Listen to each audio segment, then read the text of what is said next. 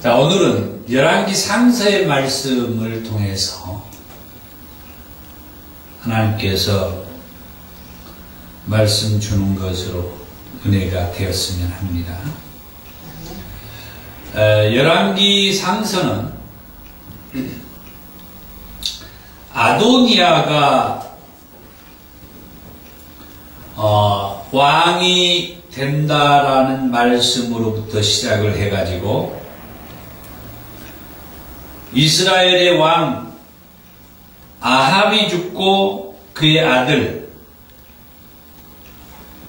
그 아하시아가 왕이 되는 그런 말씀으로 끝이 납니다. 먼저 서두에 보면은 아직 다윗 왕이 죽지 않은 상태예요. 다윗 왕이 아직 죽지 않은 상태에서 또 이제 일이 벌어져요. 아도니아가 왕이 된다는, 정말 이 다윗의 인생은 우리식으로 파란만장이라고 하는 말이 어울리지 않나. 왕이 되기 전부터 사울 왕으로부터 10년 동안 도피 생활을 하게 되고, 그리고 이제 왕이 되어서 아들이 또 반역을 일으키고, 또 그 아들들끼리 서로 막 문제가 야기되고,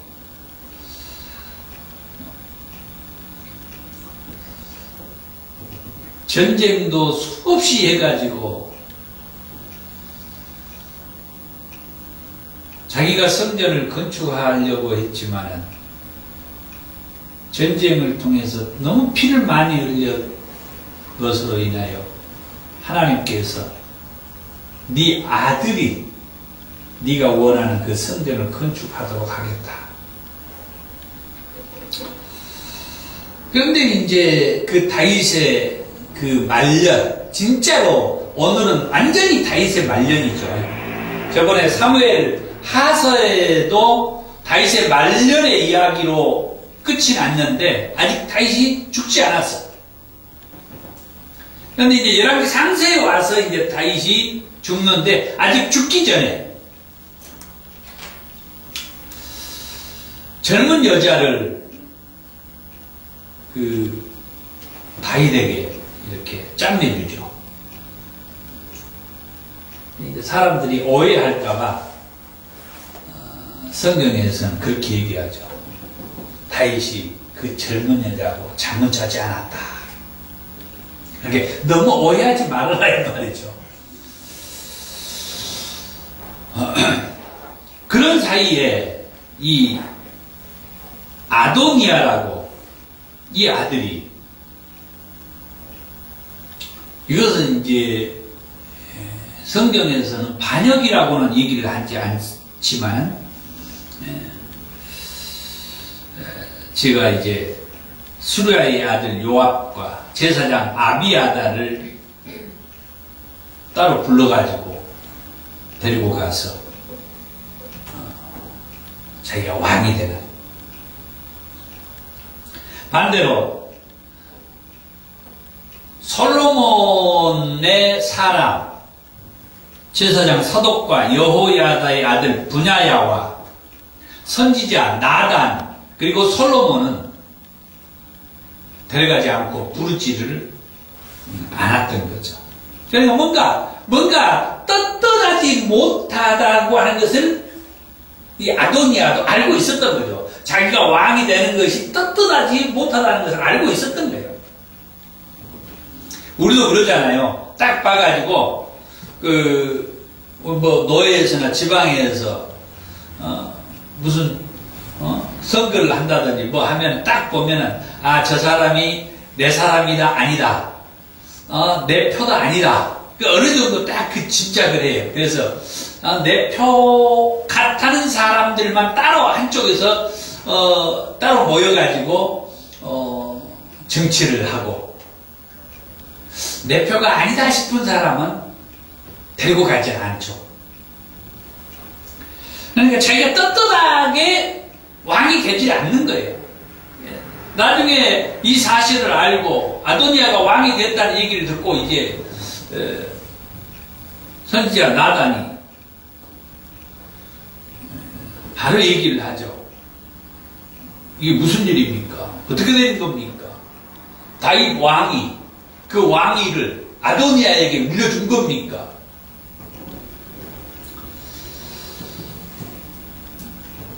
결국은 다윗 왕이 아니다. 이제 한계를 분명하게 짓죠. 걔를 그게 아니다. 솔로몬이 내 왕위를 잇게 된다. 왜? 하나님께서 다윗 왕에게 새로운 말씀을 줬잖아요.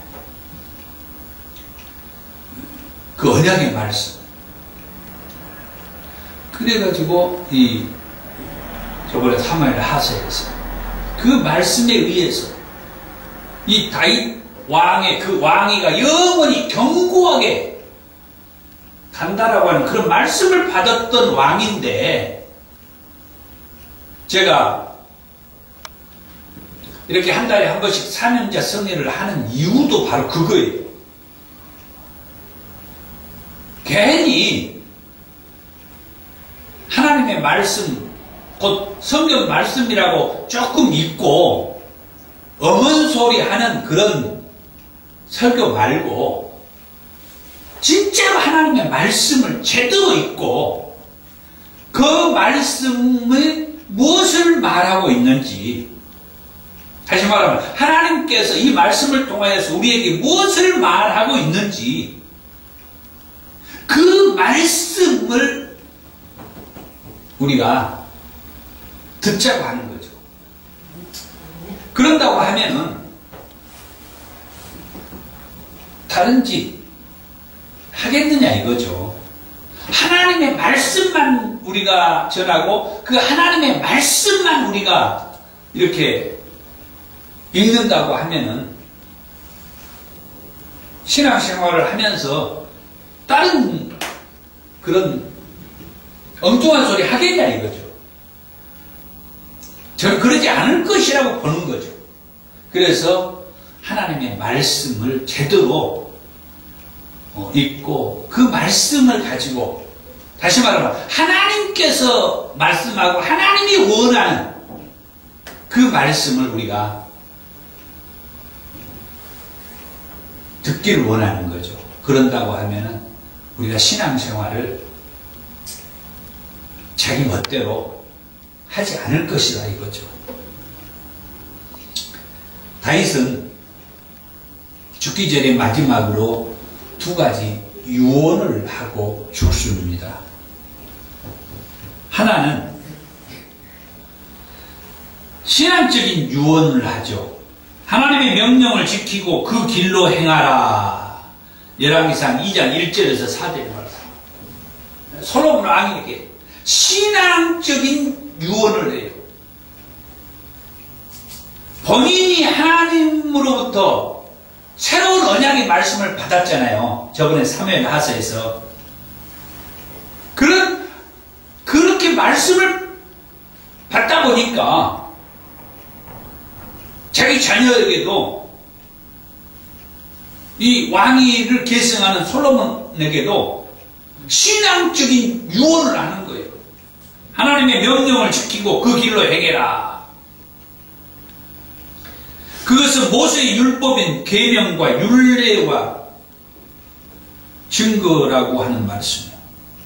이 율법을 마음을 다하고 성품을 다하여 준행하면 요 하나님께서 이스라엘 왕에 오를 사람이 내게서 끊어지지 않고 확실히 견고하게 할 것이라고 하는 그 신앙적인 부분. 나단 선지자를 통하여서 하나님께서 뭡니까? 다윗 왕에게 이 새로운 언약의 말씀을 줬잖아요. 그 다음에 두 번째 유언은 정치적인 유언이에요. 아직 솔로몬이 나이가 어리고 경험이 부족하다 보니까 솔로몬이 왕이 되었을 때에 시급히 풀어야 할 현안들이 있었다 이거죠. 그것을 비록 다윗 왕이 나이 들어가지고 힘이 없고 지금 상태가 그렇지만은 자기 왕위를 이을 솔로몬에게 정치적으로 조언을 해주는 거예요. 요압과 아브넬과 아마사로 하여금 평안히 죽지 못하게 해라. 그리고 게라의 아들 시므이도 비록 자기한테 잘못했다고 했지만 다윗 왕에게 그렇지만은 죄가 없는 건 아니다. 죽이라 이 말이에요.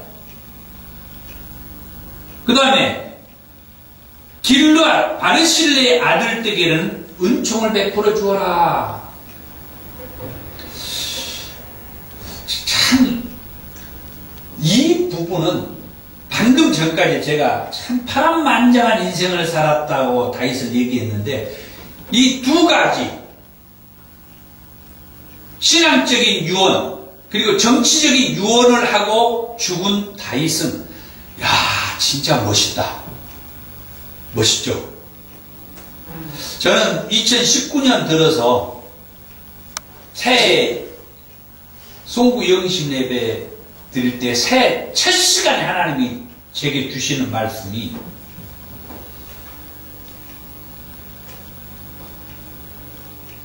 애굽에서 종생활하는 이스라엘 백성들에게 모세를 보내가지고 바로에게 내 백성을 보내라 라고 하는 말씀, 그 말씀을 주었어요. 그래서 그 이스라엘에서 종생활하고 있었던 그 이스라엘 백성들을, 아니 애굽에서 종생활하고 있었던 이스라엘 백성들을 가리켜서 하나님은 내 백성이라고 그렇게 부르더라는 거죠. 400년 넘게 하나님을 예배하지 못하고 살았던 그 이스라엘 백성들이에요. 애굽에서 종생활하면서. 그런데 하나님은 그들을 내 백성이라고 부르더라는 거예요. 그리고 모세를 그들에게 보내가지고 바로한테 내 백성을 보내라고 말을 하는 거예요. 왜? 내 절기를 지키고 나를 섬기고 다시 말해서 하나님 내게 예배하도록 하기 위해서 내 백성을 보내주라는 거예요. 400년 넘는 생활, 애굽에서 종생활할 때는 하나님이 그리 보내놓고 이제는 내 백성들이 나를 예배하게 보내주라. 야, 그런데 거기에서 모세가 하는 일이 하나님으로부터 사명을 받아가지고 그 내 백성을 저 애굽에서 불러내라고 하는 그 말씀, 저게 사실은 목회하기 전에 이 말씀으로 제가 다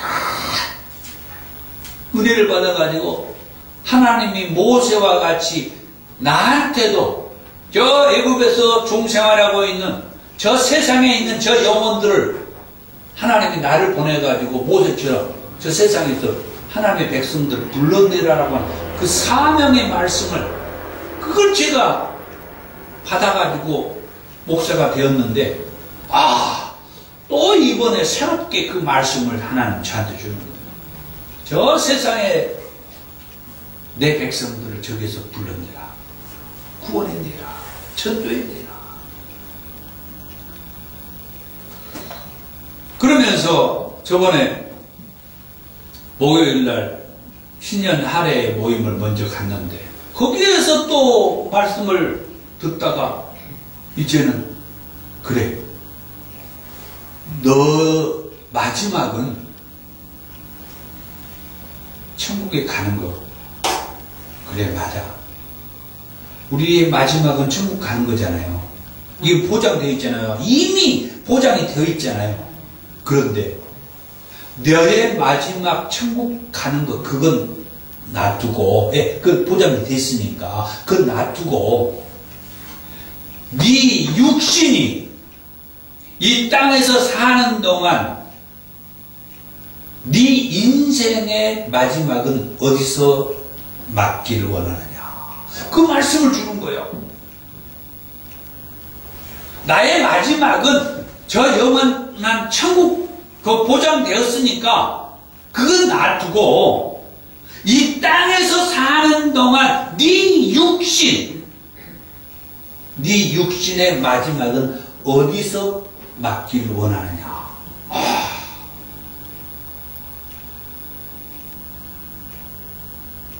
그래서 제가 연초부터 지금 상당히 들떠 있어요.